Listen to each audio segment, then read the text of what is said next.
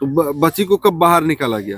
पूरा प्रक्रिया होने के बाद फोरेंसिक वाले आए, उसको अपना जांच पड़ताल किए हैं, उसके बाद हम लोग आए, पंचनामा किए, तब बॉडी बाहर मतलब एक बच्ची के पिता को, जिसकी मृत्यु हुई है, उसके पिता को उसके बॉडी को देखने तक नहीं दिया गया? जी नहीं, अंदर घुसने तक नहीं दिया गया? नहीं, किसी को नहीं जाने हाँ। यही कारण है। हमारे साथ न्याय होना चाहिए। क्या बता रहे हैं कि कैसे उनकी मृत्यु हुई है? क्या कुछ बता रहे हैं? वो लोग सब साजिश वो इस तरह बैठी थी, हाँ। इस तरह इतना पे, इतना ही पे, हाँ ऐसे बैठी थी? ऐसा ही, और बता रहे थे कि फांसी लगा था, हाँ, उसके गर्दन में रस्सी था गर्दन, उस समय? हाँ रस्सी था, और ऐसे बैठी थी? इतना पे? ऐसा ही। वो मानते नहीं, अगर फांसी लगा के मरती तो खड़ा नहीं हो जाती, हाँ। जमीन छोड़ना चाहिए नू, जमीन पर जमीन लात पर कर इस तरह बैठी है, उस पर फांसी लगा सारा सब स्टाफ मिलकर और स्कूल का सारे उसको हत्या कराए हैं।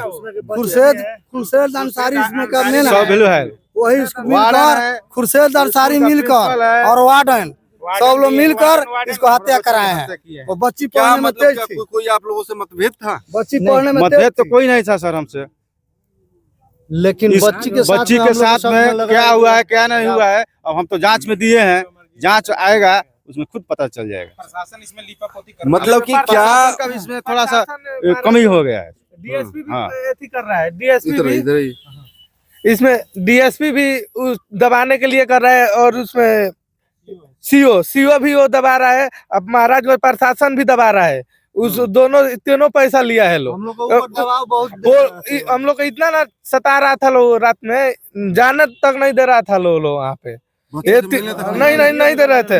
ये तीन प्रशासन, महाराजगंज थाना प्रभारी, सीओ, एसडीपीओ, सब लोग ये वीडियो नहीं बनाते, पैसा लिया है लो, लग रहा है ये दबा रहा है लोग केस को, वहाँ पे हम लोग को जाने नहीं दे रहा है लोग वहाँ पे। खुर्शेद आलम है ना, वो भाग गया है वहाँ से। पहले बोले थे, वो पहले वो बोल रहा था कि उसके पास मोबाइल निकला था, तो जब हम लोग कहे कि मोबाइल निकला, मोबाइल दिखाइए और उसके डिटेल दिखाइए, तो वहाँ से निकल पड़ा और पुलिस लोग भगवा दिया उनको। उसके बाद वो बुलाए नहीं, उसमें मोबाइल अलाउ होना ही नहीं है।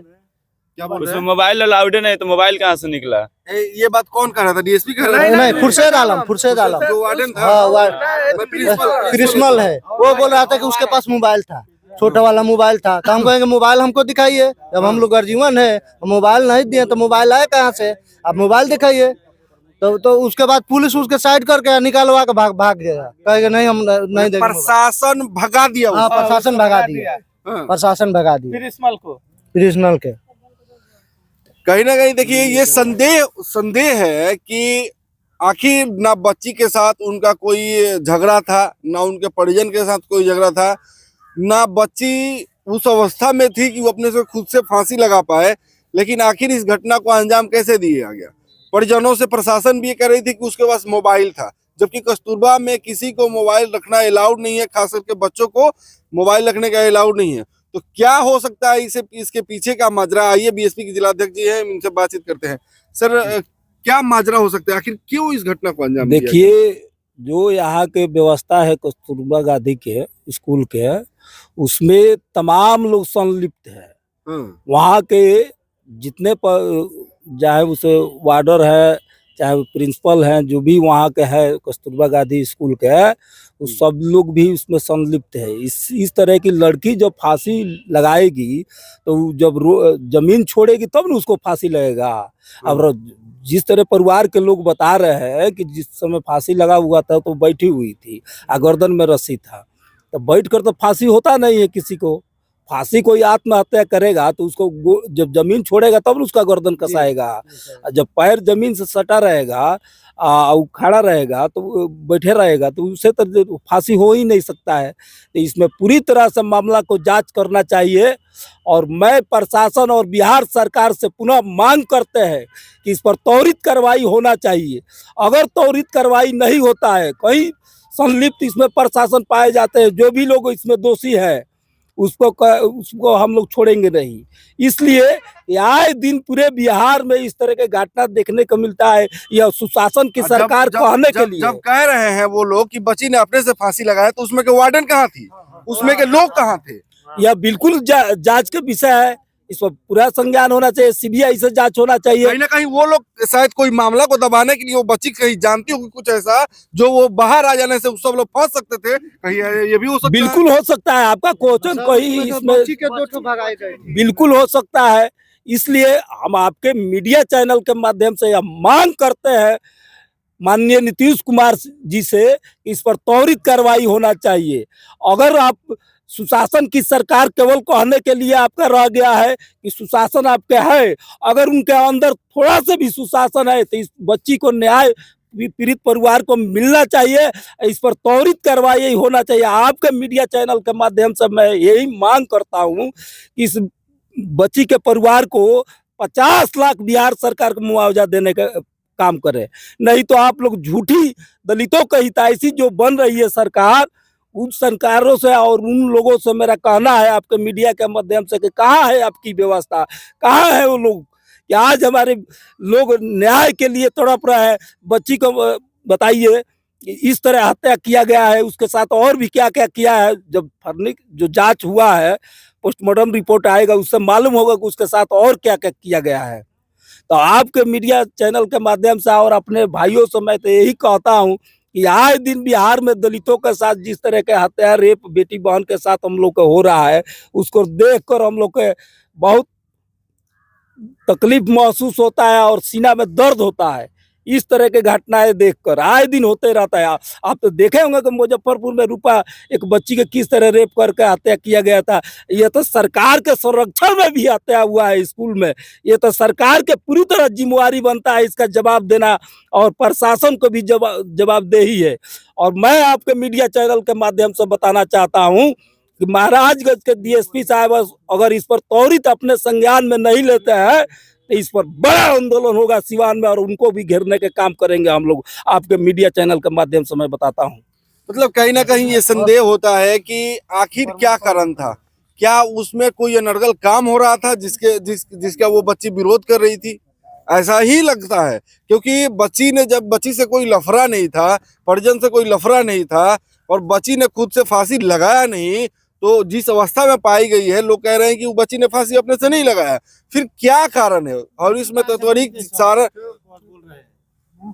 जो सिवान जिले के जो कप्तान हैं उनको इस पर खास रूप से जांच करनी चाहिए, और जांच करके वो जो अपराधी है, जो ये कस्तूरबा विद्यालय की जो व्यवस्था है, जो वहां के लोगों के द्वारा उस बच्ची को शायद प्रताड़ित किया गया हो इसलिए बच्ची ने फांसी लगाया, या इसमें उन लोगों ने मिलकर फांसी लगाई, ये जांच का विषय है। और सिवान जिले के जो एसपी है वो तुरंत से तुरंत जांच करे, नहीं तो ये लोगों को जो कहना है कि वो स्कूल घेराव करेंगे, और जैसे तमाम कस्तूरबा विद्यालय चल रहे हैं उसमें तमाम बच्चियां पढ़ रही है, वो लोग भी आज खौफ के माहौल में होंगे कि हम जो है कि स्कूल में पढ़ना नहीं चाहेंगे अगर इस तरह की घटना हो रही है। अब क्या बोल रहे थे? जी सर, जो बच्ची उसके साथ में थी उन लोगों को भी भगाए गए हैं, और उससे बात नहीं करने दिए हैं हम लोग। नहीं, जो प्रिंसिपल वार्डन से बात करने के लिए तो वो भी नहीं बात करने दिए प्रशासन हम लोग को, वो बच्ची को भगा दिए हैं। हम लोग उससे पूछ रहे थे कि वो बताएगा ना थोड़ा। कौन जो प्रिंसिपल है वो प्रमुख रह चुका है 2 बार। वो प्रमुख है, उसी के दबाव में सब हो रहा है, उसी के दबाव में दब रहा है केस। उसका भाई उसके आगे डीएसपी है कि कोई है वही दबा रहा है। 1 मिनट मैं कहना चाहूंगा आपके चैनल के माध्यम से, ये जो घटनाएं हुई, जब घटनाएं हुई तो कस्तूरबा विद्यालय को पूर्ण रूप से सील कर देना चाहिए था, और जिस बच्ची की हत्या हुई है या प्रशासनिक कह रही है कि आत्महत्या की है, तो उसके रूममेट जो पार्टनर हैं उनको भी क्यों भगाया गया, उनसे पुलिस प्रशासन क्यों नहीं पूछताछ कर रही है। प्रिंसिपल सर हैं या जो भी उसमें कार्यरत कर्मचारी हैं, महिला विद्यालय है और एससी है, तो उसमें जितने भी कार्यरत लोग हैं उन सब लोगों पे एससी एक्ट के तहत केस होनी चाहिए, और उन लोगों को तुरंत कार्रवाई करते हुए अरेस्टिंग करना चाहिए। बच्ची के रूम पार्टनर से भी प्रशासनिक दृष्टिकोण में पूछना चाहिए था कि ये हुआ क्यों। अगर एक बच्ची चली गई वो तो जान लेके चली गई, लेकिन रूम पार्टनर की जो बच्चियां हैं वो हकीकत बता पाएंगी क्या हो रहा था, इनके साथ क्यों ऐसा हुआ, अगर वो मरी तो कैसे मरी, इसकी पूर्ण रूप से जांच होनी चाहिए। पूरे प्रशासनिक दृष्टिकोण पर ध्यान दिया जाए तो कस्तूरबा विद्यालय पूर्ण रूपेण सीसीटीवी कैमरे से लक्षित होता है, रहित है। पूर्ण रूपेण सीसीटीवी कैमरा है तो आप बताएं, एक पत्रकार को जाने की एंट्री नहीं होती है उसमें, फिर अदर व्यक्ति कैसे गए या कौन गया? क्या ऐसी कांड हो रही थी? क्या मुजफ्फरपुर वाली घटनाएं यहाँ भी दोहराई जा रही थी अनुसूचित जाति के बच्चियों के साथ? ऐसा नहीं होना चाहिए। हमें तो लगता है कि अगर इसका डिसीजन सही तौर पे नहीं हो रहा है तो पुनः मुजफ्फरपुर वाली घटना यहाँ दोहराई जा रही है। जैसा लोगों के द्वारा बताया जा रहा है कि ये घटना के पीछे कुछ ना कुछ साजिश है। इस मामले की जांच सिवान के जो कप्तान है जल्द से जल्द करे और बाकी आगे की रिपोर्ट और आगे की कार्रवाई क्या होगी मैं दिखाने का लगातार प्रयास करूंगा। कर लीजिए एक बार। हाँ? जिला कल्याण पदाधिकारी से बात कर लीजिए, कहाँ? क्या बोलना चाहते हैं आगे आगे हमारे बॉडी के पास पूछ लीजिए।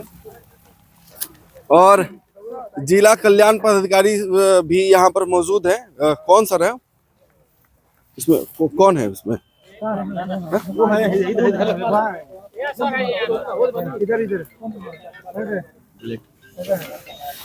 देखिएगा बाहर सर, आप घटने पे वहां गए थे? नहीं, हमको तो शाम में पता चली है, तो अभी फर्दर पाले हम क्या लगता है सर, कस्तूरबा में इस तरह की घटना होती है? सीसीटीवी जहां लगा हो, जहां वार्डन मौजूद हो, जहां टीचर मौजूद हो, वो भी दिन में। पुलिस इसकी जांच कर रही है। सामने उसका एफएसएल का टीम आया हुआ था, पोस्टमार्टम हुआ है और पुलिस उसकी जांच कर रही है। अब जो भी देखते हैं आगे में हमारे द्वारा भी बात किया जाएगा डीएसपी साहब से। क्या सर इन दलितों को इंसाफ मिलेगा? बिल्कुल मिलेगा इंसाफ, बिल्कुल मिलेगा, उसकी सही जांच होगी। सर ये लोग जैसा बता रहे हैं कि इन लोगों को विद्यालय में घुसने नहीं दिया गया वहां पर जब बच्ची उस अवस्था में थी, क्या यह सर सही है? एक परिजन को अपने ही बच्ची से नहीं मिलने दिया जा रहा है, उसके तो इसकी हमको जानकारी नहीं है इसके बारे में कि किनके द्वारा मना किया गया था। वहाँ पे पुलिस वगैरह भी थी क्या? एसडीपीओ साहब तो एसडीपीओ साहब थे, तो हो सकता है इसलिए किया गया हो क्योंकि साक्ष्य खराब होने का संभावना रहता है। हो सकता है उसके कारण से मना किया गया हो। दूर से भी देखने दिया जाता है, इनको दिलासा मिलता है। हाँ, देख सकते थे, अब तो हम नहीं बता पाएंगे, हम तो थे नहीं। क्या सर ये लोग उम्मीद रखे ना कि सर इंसाफ मिलेगा? एकदम, हम जिला कल्याण पदाधिकारी हैं और हम बिल्कुल हम कहते हैं, डीएम साहब से भी हमारी बात होगी इसके बारे में और निश्चित तौर पे इंसाफ मिलेगा। हमारे विकास मित्र हैं, उनकी लड़की बच्ची है ये। क्या नाम हुआ सर आपका? मेरा नाम हुआ संजय कुमार झा।